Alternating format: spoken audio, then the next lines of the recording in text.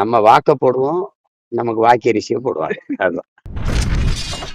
நாம் தமிழர் கட்சியின் ஒருங்கிணைப்பாளர் சீமான் சேலத்தில் செய்தியாளர்களை சந்தித்த பொழுது கரூர் சம்பவம் தொடர்பாக சிபிஐ விசாரணை குறித்த கேள்விக்கு பதிலளித்த அவர், வறுமையின் காரணமாக செம்மரம் கட்டை வெட்ட ஆந்திரா சென்றவர்களை அந்த மாநில அரசு சுட்டுக் கொலை செய்தது.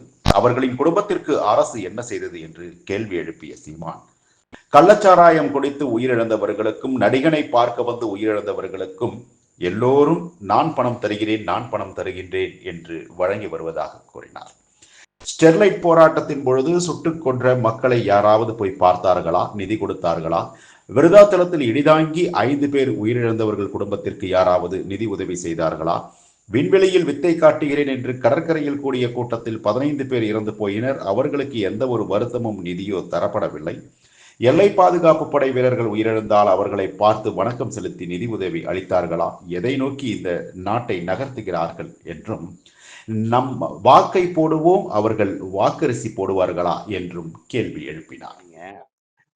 ஆந்திர காட்டுக்குள்ள 20 பேர் நம்மள இதே சந்திரபாபு நாயுடு சுட்டார். காரணம் என்ன? நாங்க வறுமையின் காரணமா அந்த செம்மரக்கட்டையை வெட்ட வந்தோம். நாங்க வெட்டும் போது சான்றுகளோட பிடிக்கல. அதுக்கு எந்த இதனாலும் ஒரு பன்னாட்டு பயங்கரவாதிகளும் அல்ல. நாங்க பக்கத்துல இருக்க ஒரு மாநில மக்கள் தான். மனச்சான்றோடு எல்லாரும் பாரு, எங்களை கைது பண்ணி சிறை பண்ணலாம், நாங்க வழக்காடி உயிரோட வெளியில வரலாம். ஆனா எதுக்காக சுட்டு அப்படியே உடல் அப்படி போட்டு உடையெல்லாம் கலட்டிட்டு விறகு கட்டையில ஒரு எண்ணெய், எங்க கால்லையும் ஒரு எண்ணெய் போட்டு, மரக்கட்டையும் தமிழன் உயிரும் ஒண்ணுன்னா, ஒரு மரக்கட்டையும் மனித உயிரும் ஒன்னான்னு இந்த நாட்டுல யாராவது ஒருத்தன் கேட்டிருக்கான?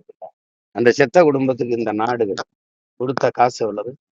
பசிக்காதானே பிழைக்க போனேன். சரி, அப்படியே போனாலும் அவனுக்கு சரி வெட்ட வந்த கூலி என் மாநிலத்துல இருந்தான், வெட்டி எத்தனை முதலாளி எங்கடா இருந்தான்னு கேட்டிருக்கணுமா இல்லையா?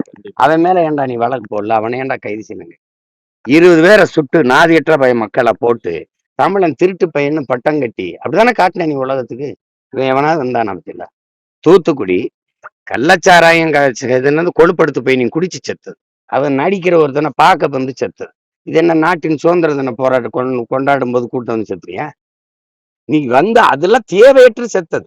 அதுக்கு எல்லா இது வருது, நாங்க சார நீங்க சார. தூத்துக்குடியில ஒரு ஸ்டெர்லைட் ஆலைங்கிறது என் நிலத்தை வளத்தை கெடுக்குது, நச்ச ஆலை. அதை எதிர்த்து நாங்க போராடுறோம்.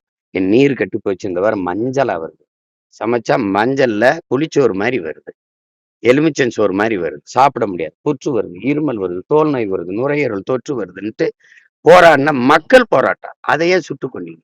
அதுக்கு யாராவது போய் பார்த்தாங்களா? அதுக்கு அந்த குடும்பத்துக்கு ஏதாவது நிதி கொடுத்தாங்களா? ஒண்ணும் கிடையாது.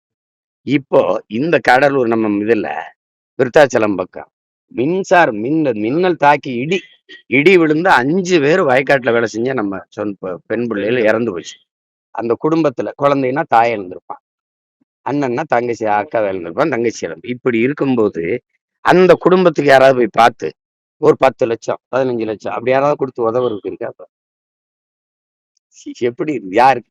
இப்ப இதே மாதிரிதானே விண்வெளியில வித்த காட்டுறேன்ட்டு கடற்கரையில 15 பேர் செத்தான். 15 லட்சம் பேர் கூடி 15 பேர்.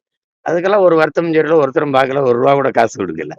நாட்டை பாதுகாக்கிற பாதுகாப்பு படையில இருந்து எல்லையில நின்று சண்டை போட்டு செத்து வர்றான்ல வீரனுக்கு, அவங்கள எல்லாரும் போய் பார்த்தது உண்டா? அந்த வீரனை வணக்கம் செலுத்தினது உண்டா? அதுக்கு ஏதாவது 10 லட்சம் 15 லட்சம் பணம் கொடுத்தது உண்டா? எதை நோக்கி இந்த நாட்டை நீங்க நகர்த்துறீங்க? நம்ம வாக்க போடுவோம், நமக்கு வாக்கரிசியை போடுவாங்க. அதுதான்.